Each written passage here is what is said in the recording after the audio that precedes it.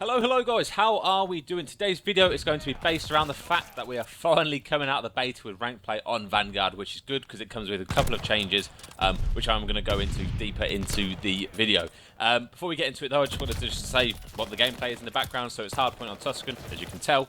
And I drop a pretty fair stat line, I think. I'll go 49 and 23. Now, I am only in an elite at the time of this gameplay because it's a relatively old gameplay, but I still think 49 and 23 is not bad. Yeah, so, and as you know, I started late as well, which is why I had a sniper, because for whatever reason, the sniper is my favourite class. But I managed to get a two-piece, which, you know, better than most. So, moving into the information you want to hear, basically, Treyarch released an update on their blog, which included a load of bits, including what they're working on. And for those of you who don't know, Treyarch is working on the zombie side of COD, as well as the rank play side of COD, even on Vanguard. So they've updated zombies, they've added a bit to Cold War, so they're adding Jungle Remake, and they've also, you know, updated us on a bit to do with rank play on Vanguard. So I'm only really going to be going into the Vanguard bits and bobs, but if you are interested, head over to treyarch.com/gameintel/2022/04 or Google Treyarch content in 2022 and it will come up if you go onto the Treyarch website. This has all the information on there. So beta's coming to an end at the end of season, the current season. So come season 3, the beta will be over and you're actually going to be having, you know, the actual rank play. Now, as regards to what's going to be happening, it's going to be things including, so the skill's going to reset. So the skill rank is going to reset for everybody. Everybody's going to have to play their placement matches again, which I think is a good thing, because if people are as good as they, you know, as it says what their current rank is, then they will get there easy. I know at the start of the, this ranked season, a lot of people were backing out of lobbies, and it wouldn't actually count as a loss to them. And it did get fixed for a lot of people. But however, there were a bunch of people, and there are a bunch of people in the top 250 who weren't cancelled or who weren't, their SR wasn't adjusted whatsoever.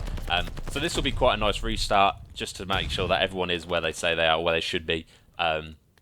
Yeah. So a tip for you guys who do want to get up to this the quickest way to level up SR, in my opinion, is to have really good placement matches. If your placement matches are solid, you're winning your games there. You're going to start at a higher SR than you are for someone who sucks in their placement matches. So my advice to you would be get warm, get on the sticks an hour or two before actually playing those ranked placement matches. So by the time you get actually onto it, you should be warm and frying. Now, as well as that, so yeah, this is going to reset the top 250 leaderboard as well as the top 250 skill division.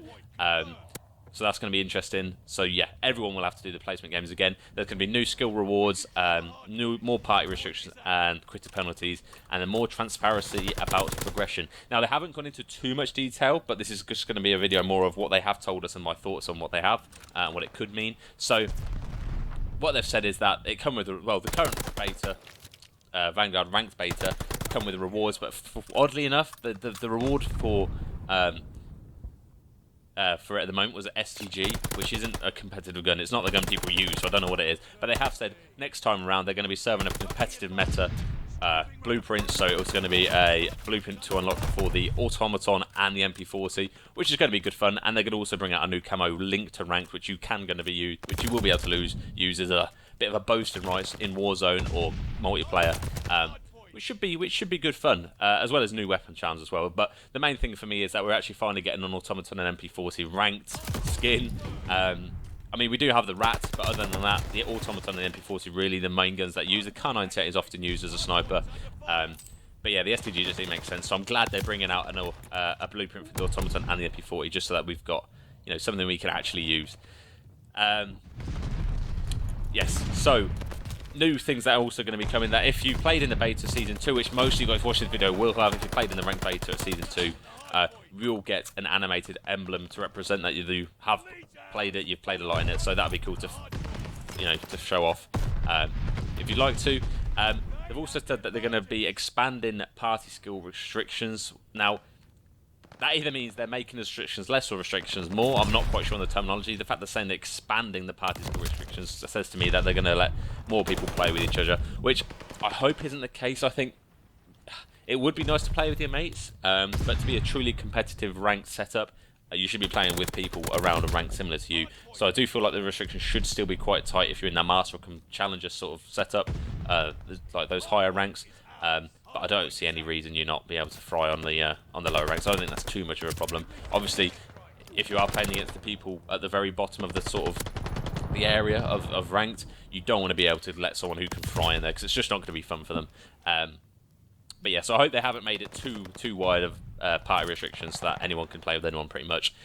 They're also saying they're adding quitter penalties even more than there was, which at the moment I think you lose 25 SR and you get a 15-minute ban.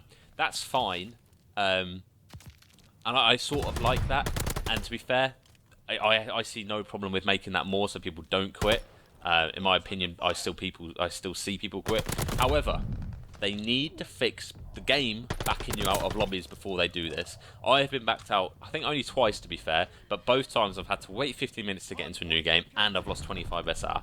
Now, I don't know about you guys, but gaining 25 SR as a result of that is 2, maybe 3 wins. So yeah, considering it wasn't me actually leaving, it was just the game disconnecting and booting me to the start menu, I don't think that should be the case. If there's some way in which Treyarch can implement a check to say, yeah, have they backed out themselves or have they not, that would be a good, interesting way to see whether they or not. But at the moment, I do think if everything's perfect, I think the quitter penalties should be more. A 15-minute ban's nice, but they should lose 50 SR minimum, in my humble opinion, and it should increase the more and more people do it, in my opinion. They've also said they're adding more transparency around progression. Now, this is something I've been trying to make sense of.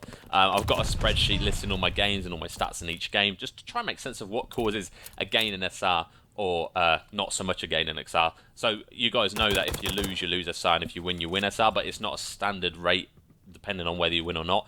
If you play a certain way and you win, you'll get more than someone who plays a different way and they win. So for example, your mate might get 10 and you might get 30. We don't really know why, but it says here they're going to be adding more transparency around progression. So hopefully what happens is they break down, like, you gained 15 SR, 5 of that was for the win, 5 of that was for getting the highest KD in the lobby, and 5 of that was for getting the biggest amount of hill time.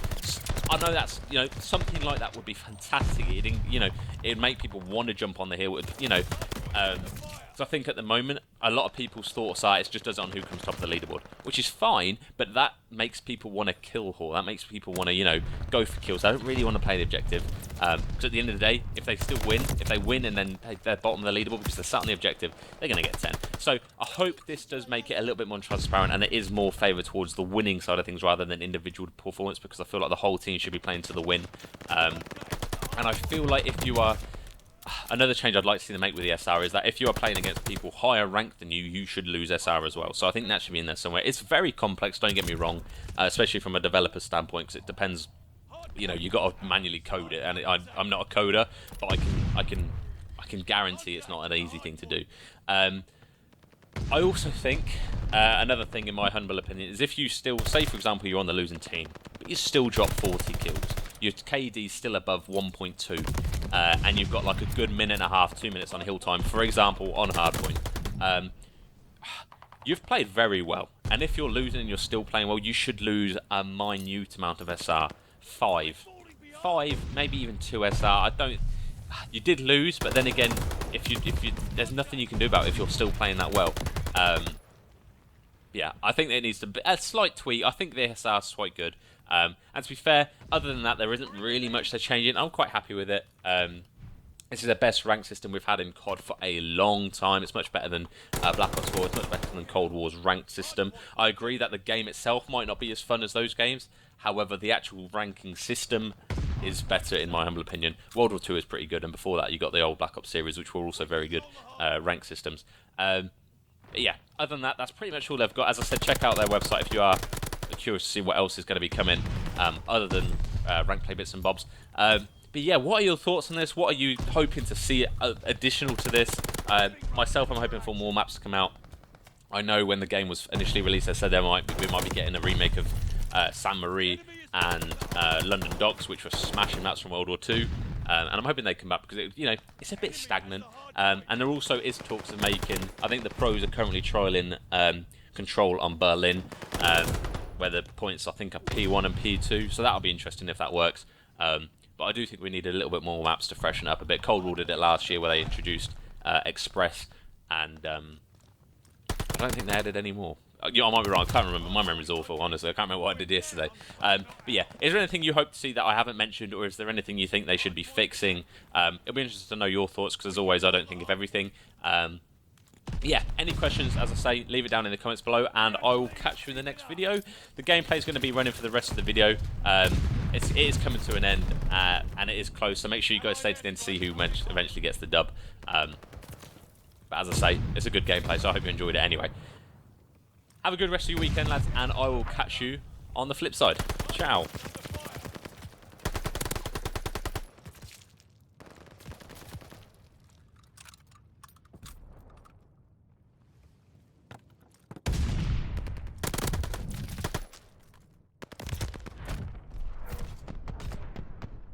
You did it, team! Don't celebrate too hard.